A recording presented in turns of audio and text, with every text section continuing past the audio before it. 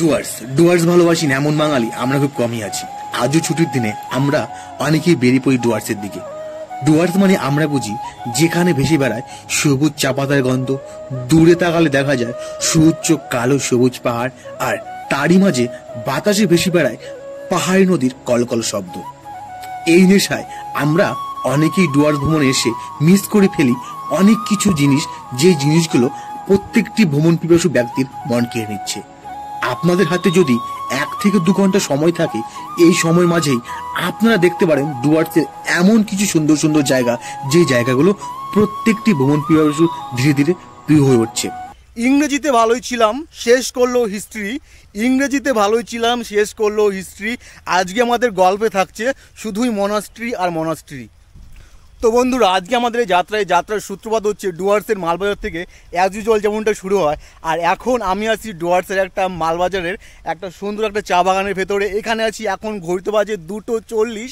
আর আজকের ওয়েদারটা কিন্তু অনেকটাই ক্লাউডি আছে। ক্লাউডি থাকার কারণে আজকে যে টেম্পারেচার একটু কম আছে, 29 ডিগ্রি সেন্টিগ্রেড।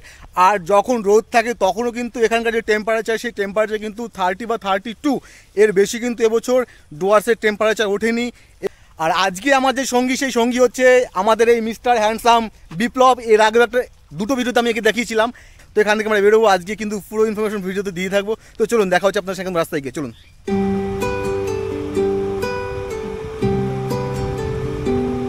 তুমি বৃষ্টি চেয়েছো বলে কত মেঘের ভেঙেছি মন, আমি নিজের বলতে তোমায় চেয়েছি।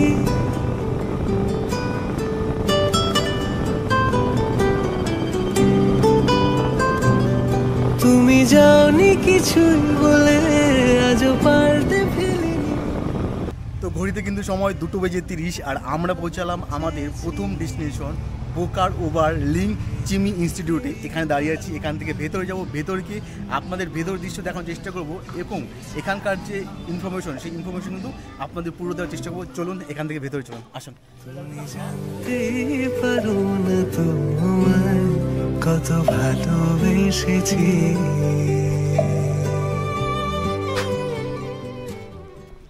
ভেতরে ঢুকে কিন্তু আপনার এরকম একটা এখানকার অ্যাম্বিয়েন্স পেয়ে যাবেন। আর একটা কথাও বলে দিচ্ছি, এখানের যে ওপেনিং টাইম, সেই আপনারা কিন্তু যদি সকাল 8টা এবং বিকাল 4টা, 8টা থেকে 4টার মধ্যে কিন্তু আপনাদের ঠিক এখানে আসতে হবে। বিকাল 4টার পরে কিন্তু এটা কিন্তু পুরোপুরি বন্ধ করে দেয়। তো আমরা কিন্তু মনাস্ট্রির ভেতরে ঢুকলাম। আমার মনাস্ট্রির ভেতরে ঢুকে আপনাদের যে ইন্টারেস্টিং যে ব্যাপারটা আমার কাছে লেগেছে, সেটা আপনাদের একবার দেখাবো। আসুন, দেখুন। এখানে দেখুন, মনাস্ট্রির ভেতরে ঢুকেই কিন্তু এখানে আছে সরস্বতী, তার সঙ্গে আছে গণেশ, এবং তার সঙ্গে আছে আমাদের যে লক্ষ্মী, সেই বাঙালি যে দেবদেবী যে প্রতিমা, সেই প্রতিমা কিন্তু এখানে রাখা আছে। আমি এই প্রথমবার কোনো বুদ্ধিস্ট বা কোনো মনাস্ট্রিতে এসে কিন্তু এরকম বাঙালি দেবদেবীর মূর্তি আমি কিন্তু প্রথমবার দেখতে পেলাম। আমি এর আগেও অনেক যে মনাস্ট্রি, সেই মনাস্ট্রিতে গিয়েছি, কিন্তু এইরকম যে দৃশ্য আমি কোথাও দেখিনি।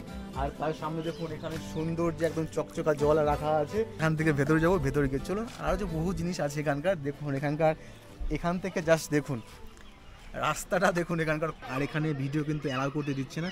আমি চেষ্টা করছি যতটুকু পারি লুকিয়ে লুকিয়ে কিন্তু ভিডিও করার। তুমি শান্ত তবুও কি চেয়েছি মন ভাঙতো, ভোর হবে ঠিকই। তো আমরা এখান থেকে কিন্তু বেরিয়ে পড়লাম। এরপর আমাদের যে সেকেন্ড ডেস্টিনেশন, সেই সেকেন্ড ডেস্টিনেশন থেকে যাবো। আর এই লোকেশনটা আমি বলে দিই, আপনারা যারা মালবাজার আসবেন, মালবাজার থেকে কিন্তু মাত্র 3 কিলোমিটার দূরে যে ডামডিম আছে, সেই ডামডিম থেকে একটু ভেতরে কিন্তু এই যে সুন্দর জায়গাটা, আপনারা চাইলে কিন্তু এই জায়গাটায় আসতে পারেন। এখান থেকে আমরা বেরিয়ে যাবো আমাদের সেকেন্ড ডেস্টিনেশন থেকে। চলুন। তুমি জানতেই পারো না তোমায় কত ভালোবেসেছি।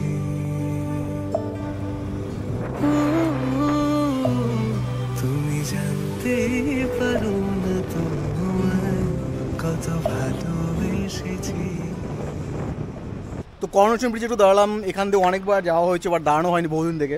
তো একটু দাঁড়ালাম, আর দেখুন জাস্ট এখানকার অ্যাম্বিয়েন্সটা জাস্ট অসাধারণ। এখান থেকে যতবারই যাই ততবারই কিন্তু এখানে বাধ্য হয়ে পড়ে এখানে দাঁড়াতে। আর এখানে দাঁড়িয়ে, এই করোনেশন ব্রিজের উপর দাঁড়িয়ে হাতে যদি 1 কাপ গরম চা থাকে, তার সঙ্গে এইরকম সুন্দর প্রকৃতি, জাস্ট অসাধারণ লেভেলে কিন্তু ব্যাপার এটা, ঠিক আছে। আর এখান থেকে দেখুন, এই হচ্ছে তিস্তা নদী, সেই ভয়ঙ্কর রূপী তিস্তা। 4 অক্টোবর 2023 কিন্তু এই তিস্তা কিন্তু অনেক মানুষের সুখের সংসার কিন্তু ভেঙে দিয়েছিল। এখানে দাঁড়াবো, এখানে কিছুক্ষণ দাঁড়ানোর পর কিন্তু আমরা এখান থেকে বেরিয়ে পড়বো। চলুন, সঙ্গে থাকুন। এই হচ্ছে আমাদের সেই সেবকেশ্বরী কালী মন্দির। আপনারা অনেকে হয়তো এখানে এসেছেন পুজো দিতে এবং অনেকে হয়তো ছিলেন জায়গাটা। এখানকার মা কিন্তু খুবই জাগ্রত, একদম পাহাড়ের ওপরে কিন্তু এই মন্দিরটা।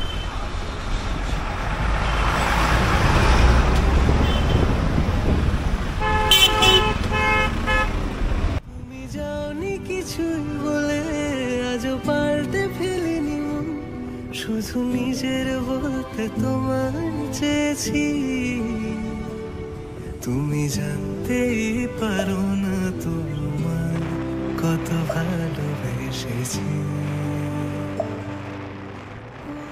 তো পৌঁছালাম কিন্তু আমাদের সেকেন্ড ডেস্টিনেশন এবং সেকেন্ড মনাস্ট্রি, ইয়াম ইন্ডিয়া মনাস্ট্রি।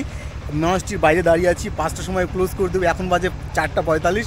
ভেতর জায়গায় ভেতর দৃশ্য আপনাদেরকে দেখানোর চেষ্টা করি।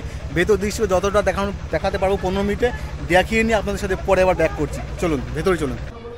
দেখুন জাস্ট ভেতরে ঢুকেই জাস্ট দেখুন এক একটা মনাস্ট্রি কী বলবো, এত সুন্দর সুন্দর হয়ে থাকে না। জাস্ট দেখুন, মনে হচ্ছে কোনো রাজপ্রসাদ বা যে রাজমহলগুলো হয়ে থাকে, মনে হচ্ছে ওরকম কোনো রাজমহলে আমি এসেছি। বিশাল বড় কিন্তু, আর সূর্যমামা কিন্তু আমাদের প্রায় অস্ত অস্ত যাওয়া ভাব। আর এক সামনে কিন্তু আমাদের বিপ্লব অনেকক্ষণ আগে ঢুকে গেছে। 15 মিনিট আমাদের হাতে সময় আছে, 15 মিনিট এখানে ঘুরবো, 15 মিনিট। তো বন্ধুরা দেখুন জাস্ট কতটা বিশাল কিন্তু বড় একটা মনাস্ট্রি, আর সঙ্গে বিপ্লব। কেমন লাগছে? হ্যাঁ, অসাধারণ ভাই, মানে খুব দারুণ জায়গা, এখানে সবাই আসো, এইটুকুটাই বলবো।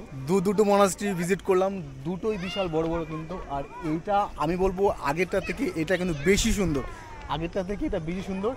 আর বড়ও জাস্ট বিশাল বড় কিন্তু। চলুন ভেতর দিকে, চলুন ভেতর দিকে দেখি কি আছে। এখান দিয়ে দেখুন, আপনারা যারা মনাস্ট্রিতে আসবেন তারা কিন্তু এই জিনিসটা দেখতে পাবেন, কোথাও ছোট ছোট কোথাও বড় বড়।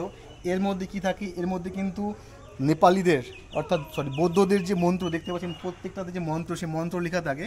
আর এগুলো যদি এভাবে যদি ঘোরানো হয় তাহলে মনে করা হয় যে মনের যে আশা আকাঙ্ক্ষা সেটা কিন্তু পূর্ণ হয়। তো তুমি জানতে পারো না তোমায় কত ভালোবেসেছি।